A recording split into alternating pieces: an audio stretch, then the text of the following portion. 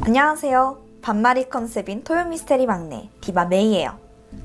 그럼 오늘 스토리 바로 시작해볼까요? 일본 후쿠오카현에 살던 40살의 이카리 리에는 얼마 전에 이혼을 하고 새 아이들을 홀로 키우고 있었어. 그러던 2020년 4월 18일 리에의 막내 아들 5살 쇼지로가 형들이랑 집에서 공놀이를 하고 있었거든. 근데 애가 갑자기 어지럽다고 하더니 비틀거리기 시작해. 그러더니 이내 바닥에 픽 하고 쓰러져 버리고 만 거야. 엄마는 너무 놀랬지. 그래서 아이를 일단 침대에 눕혀보지만 끝내 아이는 눈을 뜨지 못했어. 쇼지로는 5살이라는 짧은 생을 마치고 그렇게 세상을 떠나게 돼. 그런데 병원에서 보니까 사망한 아이의 상태가 심상치 않은 거야. 왜냐하면 당시 몸무게가 겨우 10kg더라고. 5살 어린애의 정상 몸무게는 20kg 정도거든. 또래에 비해서 너무나 말랐잖아. 그리고 10kg면 그냥 뼈만 남은 상태인 거야. 이때 의사는 아동학대를 의심했고 경찰에 신고하면서 바로 수사에 들어가. 부검해보니까 아이의 사망 원인이 뭐였는지 알아? 영양 부족으로 인한 아사였어. 굶어 죽었다는 거야. 아니 21세기에 이게 말이 돼? 그러고 보니까 쇼지로의 형제들도 상태가 심각했어. 모두 영양실조였던 거야. 즉각 경찰은 엄마 리에를 체포했어. 그런데 엄마만 체포된 게 아니더라. 또 다른 여성 48살의 에미코도 같이 검거돼. 이 여자가 누군가 싶지? 에미코가 대체 이 가족과 무슨 관계였는지 하나하나 풀어볼게. 사건의 시작은 4년 전인 2016년 4월이야. 이때까지만 해도 리에는 이혼 전이었고 집에서 꽤 비싼 2층 집에서 살면서 온 가족이 행복을 누리고 있었어. 당시 이웃 주민들은 리에를 상냥한 사람으로 기억했대. 그런데 어느 날 리에가 유치원에서 한 학부모를 만나게 돼.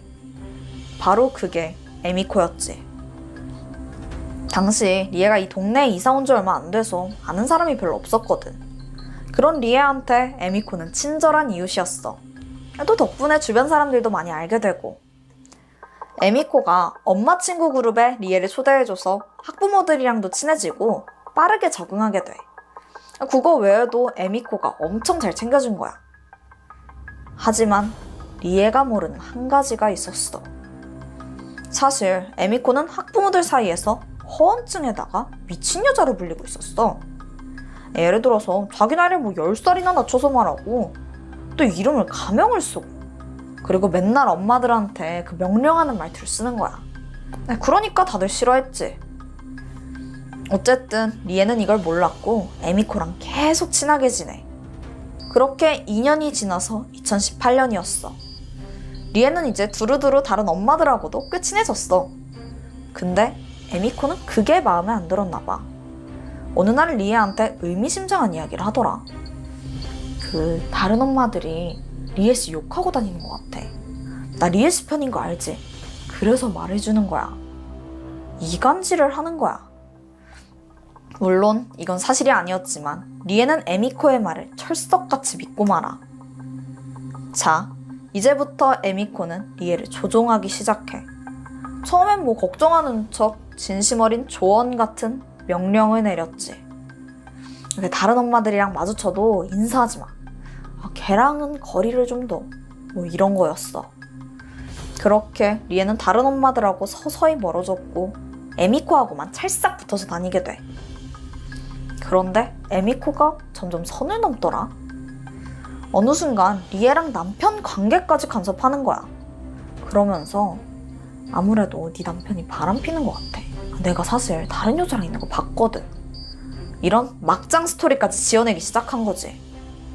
근데 에미코는 이런 거짓말 끝에 항상 이 말을 덧붙였어.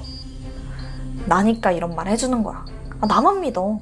자기 편은 나밖에 없어. 결국 에미코를 만난 지 3년 만인 2019년 4월에 리에는 남편과 이혼을 결심해. 남편이 바람피는 나쁜 놈이라고 철석같이 믿고 있었으니까 그녀 입장에선 당연한 일이었어.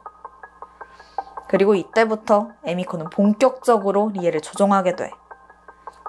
당시 리에는 마땅한 직업이 없었거든. 그래서 정부에서 주는 생활보호비랑 또 아동 부양수당을 받아서 살고 있었어.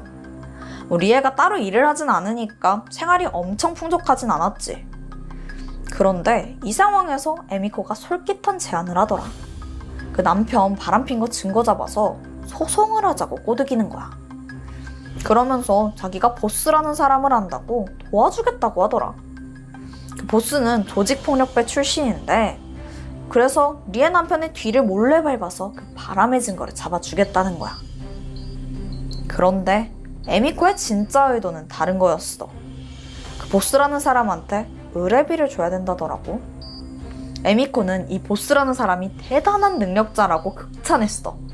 그래서 남편 증거 잡는 일 말고도 뭐 각종 문제를 해결해 줄 수 있다고 믿게 만들었지. 한 예로 어느 날 에미코가 다급하게 전화해서는 뜬금없는 소리를 하는 거야. 리에네 애가 반 애한테 모래를 던져서 그 반 부모님이 고소하게 생겼다는 거지.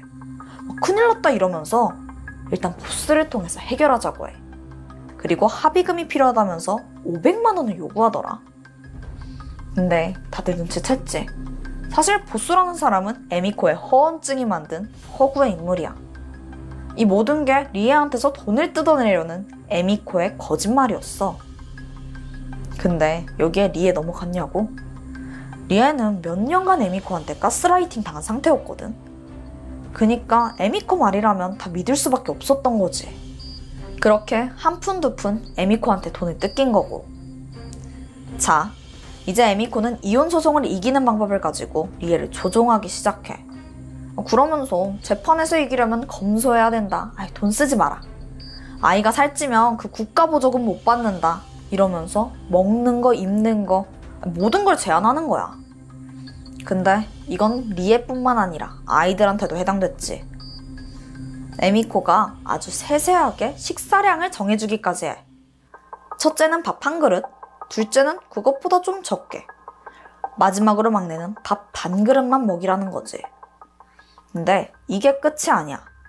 심지어 에미코는 이거에 맞춰서 딱 그 분량의 쌀을 리에한테 줬어. 이게 무슨 감옥도 아니고 양이 너무 적잖아. 그래서 리에는 쌀을 물에 불려가지고 죽으로 먹였대. 당연히 아이들의 영양 상태는 날이 갈수록 안 좋아졌어. 에미코는 자기 말을 잘 듣는지 확인하려고 아예 리에 집에다가 감시 카메라까지 설치하더라. 완전 독방에 가둬놓고 조종하려고 하는 거지. 근데 더 황당한 건 리에가 재판에 이기려면 돈을 모아야 된다면서 그 재산 전부를 싹 다 가져가 버려. 그렇게 가져간 돈이 무려 1억 3천만 원이었어. 그리고 에미코는 그 돈을 가지고 지가 여행 가고 뭐 쇼핑하고 완전 신나게 살더라. 막 파친코에서 돈을 펑펑 써버리기도 해. 반면 리에 가족의 삶은 날이 갈수록 힘겨워져. 어느 정도냐면 집에 휴지가 떨어졌는데 돈이 없어서 그걸 살 수가 없는 거야. 막 신문지 비벼서 쓰고 인터넷 끊기고 가스랑 전기 끊기는 건 당연하고 심지어 지인들한테 전화해서 돈을 빌리기까지 해. 근데 지인 중 한 명이 보기에 이 상황이 너무 이상한 거야. 그래서 걱정스러운 마음에 에미코랑 거리를 좀 두라고 했지만 리에는 지고지순했어. 나 도와주고 항상 문제 해결해주는 고마운 친구야 라면서 에미코를 감싸더라고. 그렇게 둘의 기묘한 관계는 계속 이어졌지. 사건이 발생하기 열흘 전, 에미코는 리에 애들이 말을 안 듣는다면서 그 벌로 밥을 굶기라고 했어. 리에는 완전 조종당한 상태라 이걸 철저하게 지켰지.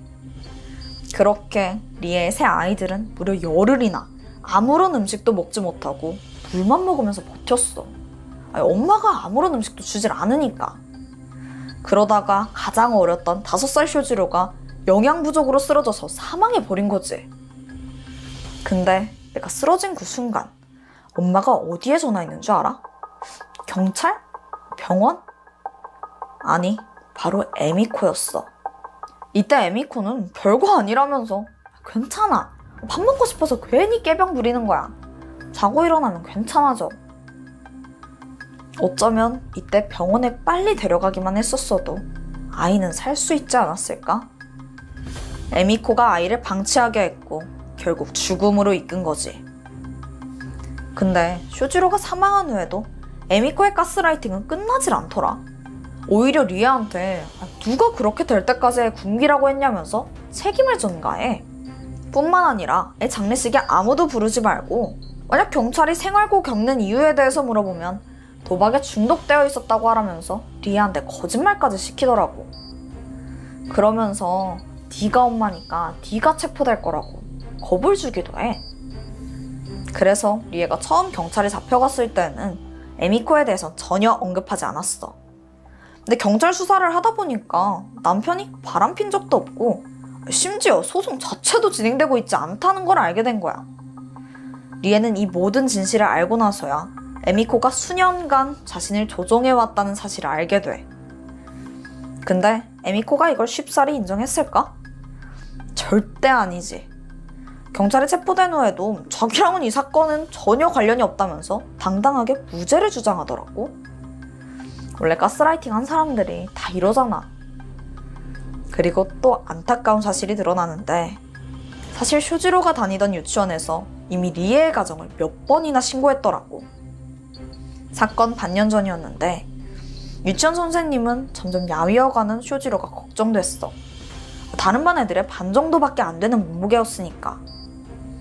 게다가 아이의 일기장에 어제는 밥을 많이 먹을 수 있었다 라는 내용과 음식 그림이 그려져 있는 거지. 선생님은 아동학대를 의심했고 바로 아동상담소에 신고해서 그 리에의 가정을 확인해달라고 했어. 아니 근데 상담소 측에서 16번이나 리에 집에 갔었거든? 근데 애는 5번 정도밖에 못 봤어. 그러니까 정작 학대를 당하고 있는 아이의 상태는 제대로 확인하지 못한 거지. 나중에 변명하기로는 방문했을 때 쇼지로가 건강해 보였고 신체적인 상처가 없으니까 아동학대는 아니라고 생각했다고 해. 그리고 이때 엄마 리에를 면담하기도 했었거든? 근데 그때마다 에미코가 같이 오더라. 아니 엄마만 들어오라고 하는데도 리에는 믿을 수 있는 친구라면서 무조건 같이 있을 거라고 했대. 그래서 모든 면담에 에미코가 함께 있었던 거지.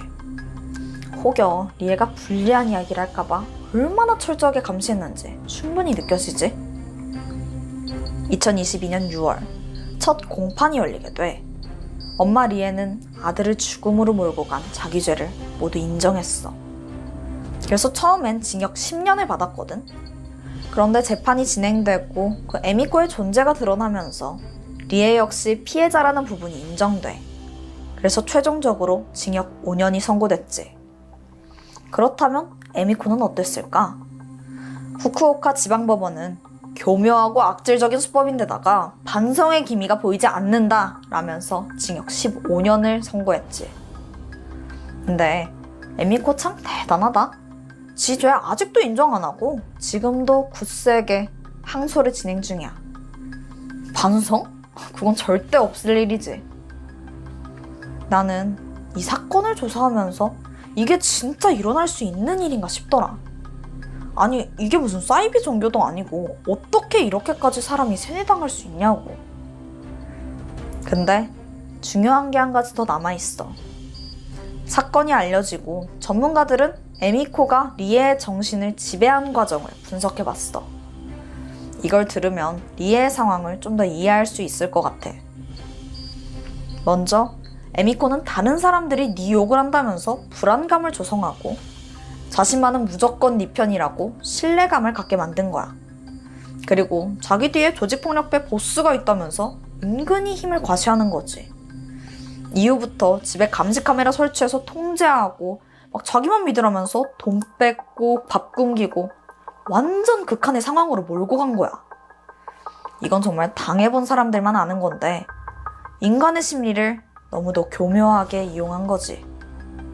아무리 평범한 사람이어도 오랜 기간 동안 이런 과정을 겪으면 가스라이팅에서 빠져나오기 힘들다고 해. 요즘 누군가는 의지가 약해 빠져서 가스라이팅 당한다고 비난하는데 제 생각에 이건 피해자 잘못이 절대 아니라 그 피해자의 가장 약한 부분을 잘 파악하고 공략한 그 가해자가 명확하고 교활한 거야. 그리고 그 결과는 한 아이의 죽음이었고, 난 이게 결코 엄마만의 잘못은 아니라는 부분을 한 번 더 강조하고 싶어. 우리 모두 누구에게 의지하고 싶고 마음이 약해질 때가 있잖아. 이런 사건이 더 알려지면서 가스라이팅을 당한 피해자에 대해 우리가 진심으로 공감할 수 있길 바래. 내가 준비한 스토리는 여기까지야. 다음번에도 잔혹한 인간의 이야기들을 가지고 올게. 그럼 마지막으로 지금까지 토요미스테리 디바 메이였습니다.